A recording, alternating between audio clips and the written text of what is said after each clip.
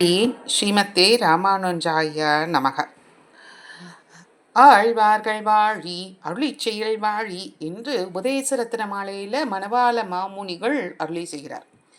ஆழ்வார்கள் என்றால் எம்பெருமானிடத்திலே, அதாவது ஸ்ரீமன் நாராயணன் விஷ்ணு பகவானிடத்திலே ஆழ்ந்த பக்தி கொண்டவர்கள்தான் ஆழ்வார்கள். பொதுவாக 12 ஆழ்வார்கள் என்று சொல்லும் வழக்குண்டு. ஆனால் பதின்மர் என்றே கூறுவர். மதுரகவி ஆழ்வாரையும் ஆண்டாளையும் தவிர்த்து பதின்மர் என்று கூறுவது உண்டு. அதிலே இந்த மதுரகவி ஆழ்வாரை பற்றிய குறிப்பு தான் இன்றைய தினம் நாம் பார்க்க போகிறோம். ஏன் தெரியுமா? நாளைய தினம், அதாவது 30/4/2026 வியாழன் அன்று மதுரகவி ஆழ்வார் அவதரித்த திருநட்சத்திரம் வருகிறது. திருநட்சத்திரம் என்றால் அவர் அவதரித்த நட்சத்திரம். சித்திரை மாதம் சித்திரை நட்சத்திரம். அவர் பிறந்த இடம் திருக்கோளூர், தூத்துக்குடி மாவட்டம். பிறந்த நாள் 9ஆம் நூற்றாண்டின் முற்பகுதி, சித்திரை மாதம். ஆனால் ஆழ்வாருடைய வைபவத்தை நாம் பார்த்தோம் என்றால் கலியுகம் பிறப்பதற்கு முன்பே இவர் அவதரித்தார். நம்மாழ்வாருக்கு மூத்தவர் என்றே சொல்லப்படுகிறது. இவர் இயற்றியது, அருளி செய்தது அப்படின்னு பார்த்தோம்னா பிரபந்தம். அந்த பிரபந்தத்தில் கனினுன் சிறுத்தாம்பு மொத்த பாசுரமே 11 தான். இந்த பிரபந்தம் 4000 திவ்ய பிரபந்தம் என்பது எம்பெருமானி போற்றி பாடிய பாசுரங்கள், ஆழ்வார்களால் அருளி செய்யப்பட்ட பாசுரங்கள் 4000. அந்த 4000ல் ராமானுஜர் நூற்றந்தாதி அதில் சேர்க்கப்படும். இதில் மதுரகவி ஆழ்வார் அருளி செய்தது ஒரே ஒரு பதிகம்தான், கனினுன் சிறுத்தாம்பு. அதுவும் 11 பாசுரங்கள் அதில் இருக்கும். சாதாரணமாக ஒரு பழமொழி சொல்லுவார்கள், மூர்த்தி சிறிதாக இருந்தாலும் கீர்த்தி பெரிது அப்படின்னு. அதே மாதிரி பாசுரங்களின் எண்ணிக்கை சிறிதாக இருந்தாலும் இதற்கு ஏற்றம் அதிகம், அதாவது சிறப்பு மிக அதிகம். இதை அனுபவத்திலேயே அடியேன் அறிந்திருக்கிறேன். இந்த கனினுன் சிறுத்தாம்பு என்ற இந்த பதிகத்தை நாதமுனிகள் 12,000 முறை பாடி அவர் இந்த 4000 திவ்ய பிரபந்தத்தை பெற்றார். சிலர் 1,00,000 முறைங்கிறார்கள், சிலர் 21,000 என்று சொல்கிறார்கள். ஆனால் அடியேன் தற்போதைய காலத்தில், இப்போ நடந்து கொண்டிருக்கக்கூடிய இந்த காலத்தில், நிகழ்காலத்தில் கூட இந்த கனினுன் சிறுத்தாம்பு என்கிற இந்த பாசுரத்தை, 11 பாசுரம் கொண்ட இந்த பதிகத்தை தினம்தோறும் 12 முறை அல்லது 21 முறை தினமும் சேவித்து வந்தால் அதனுடைய பலன்கள் சொல்லி மாளாது. நமக்கு வேண்டிய பொருள் கண்டிப்பாக கிடைக்கும். சரி, இந்த பாசுரத்தில் பெருமாளை பற்றி பாடுறாரா அப்படின்னா இல்லை. இதில் தன்னுடைய ஆச்சாரியன் என்றால் ஸ்ரீ வைஷ்ணவத்தை பொறுத்த வரைக்கும் ஆச்சாரியன், குரு அப்படிங்கிற ஸ்தானத்தில் இருக்கக்கூடியவர் ஆச்சாரியன். ஞான வழியை கொடுத்தவர், ஞான ஒளி கொடுத்தவர். அந்த ஞான ஒளியை, ஆத்ம ஞானத்தை கொடுத்த அந்த நம்மாழ்வாரை போற்றி இவர் இந்த கனினுன் சிறுத்தாம்பு என்கிற இந்த பாசுரத்தை அருளி செய்கிறார். இந்த கனினுன் சிறுத்தாம்பை எடுத்துக்கிட்டோம் அப்படின்னா இதுக்கு நல்ல உதாரணமாக நம்ம ராமாயண காலத்துக்கு போகணும். ராமன் வனவாசம் போகிறார். அப்போது பரதன் அதை தன்னுடைய ராஜ்ய பரிபாலனம் பண்ணுவதற்கு ராமனுடைய திருவடி நிலைகளை, அதாவது அவருடைய பாதுகை, அதையே வச்சு போற்றி அவர் ராஜ்ய பரிபாலனம் பண்ணுகிறார். அவர் பட்டாபிஷேகம் செய்து கொள்ளலை. ராமனையே பின்பற்றி தான் அவர் இருந்தார். சத்ருகனன் இன்னும் ஒருபடி மேலே போய் அந்த பரதன் பின்னாடியே போனான். அதுபோல எப்படி பரமனையே பற்றினானோ அதுபோல நம்மாழ்வாருடைய வடிவம் கிருஷ்ணனுடையதுதான் என்று ஆசிரியத்து நம்மாழ்வார் திருவடியை பற்றி கொண்டார் மதுரகவி ஆழ்வார். பகவானிடத்தில் எல்லாரும் அன்பு வைக்கலாம். ஆனால் பாகவத உத்தமர்கள் இடத்திலே அன்பு ஒரு சிலருக்கு தான் வரும். ஆனால் அது தவறு. அடியார்கள் இடத்திலே நமக்கு அன்பு கொள்ள வேண்டும் என்பதை இவர் அறுதியிட்டு சொல்கிறார். ஆழ்வாராயிருந்து இன்னொரு ஆழ்வாரை பாடிய பேரு பெற்றவர் இவர். நம்ம ஆழ்வாரையே புகழ்ந்தவர் இவர். கருட ஆழ்வாரின் அம்சமாக திருக்கோளூர் என்ற திவ்ய தேசத்தில் அவதரித்தவர். செவிக்கு இனிமையாக செஞ்சொற்களால் கவிதை பாடும் வல்லவர். ஆதலால் இவர் மதுரக்கவி ஆழ்வார் என புகழப்பட்டார். மதுரம் என்றால் இனிமையான, கவி என்றால் பாடுபவர். ஒருமுறை இவர் அயோத்தியில் உள்ள ராமபிரானை வணங்கிவிட்டு அங்கேயே சில காலம் தங்கினார்.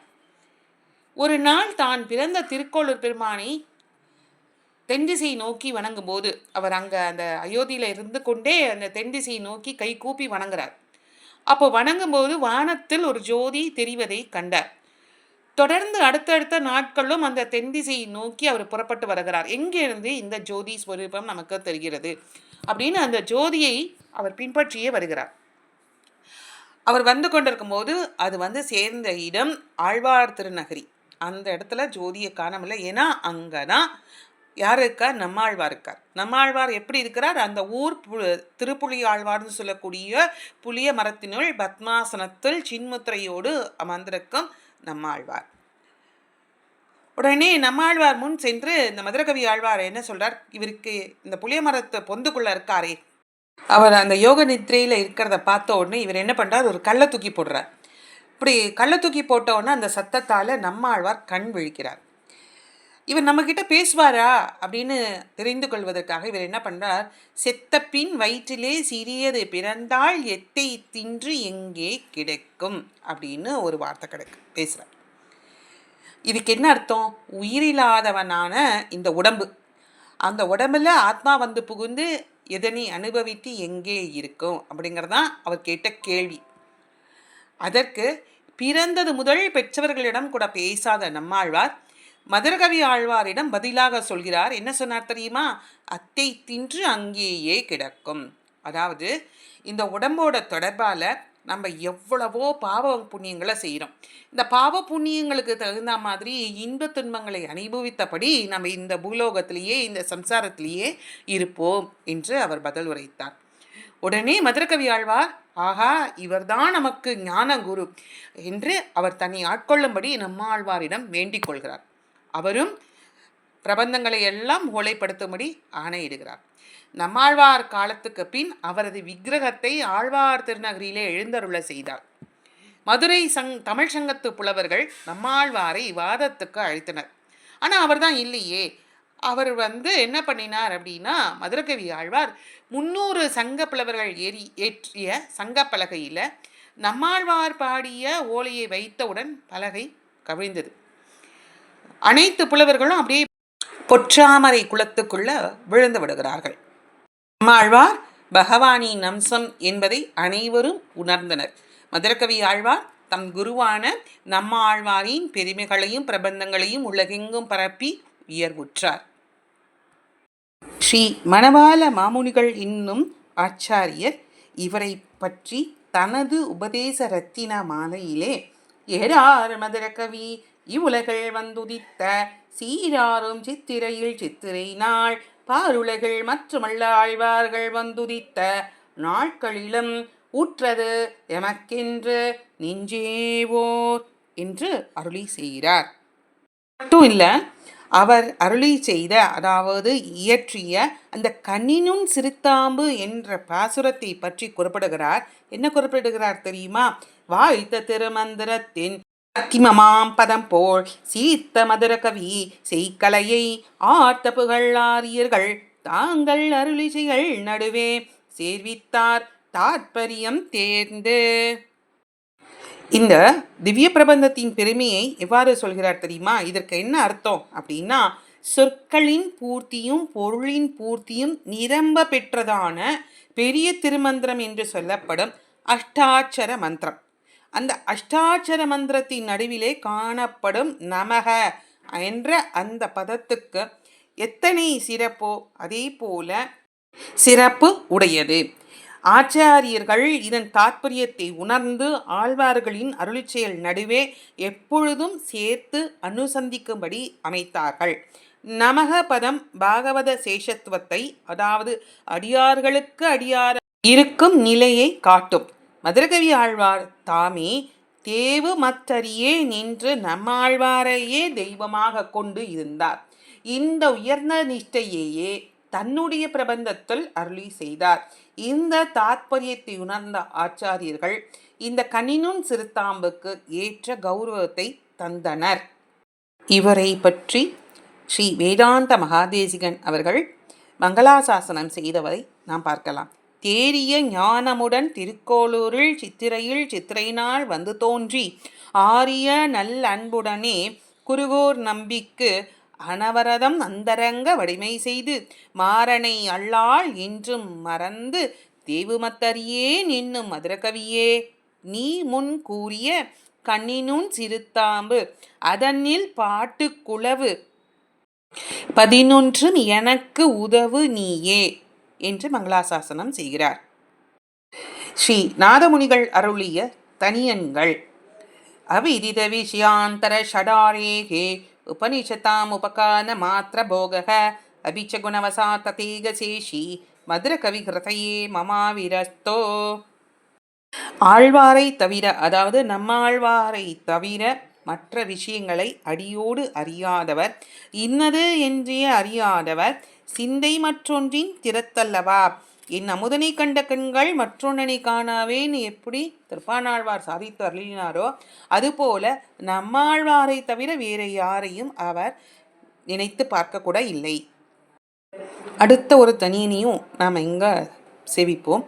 வேறொன்றும் நான் அறியேன் வேதம் தமிழ் செய்த மாறன் சடகோபன் வன்குருகோர் ஏரங்கள் வாழ்வாம் என்று ஏற்றும் மதுரகவியார் எம்மையாழ்வார் அவரே அரண்.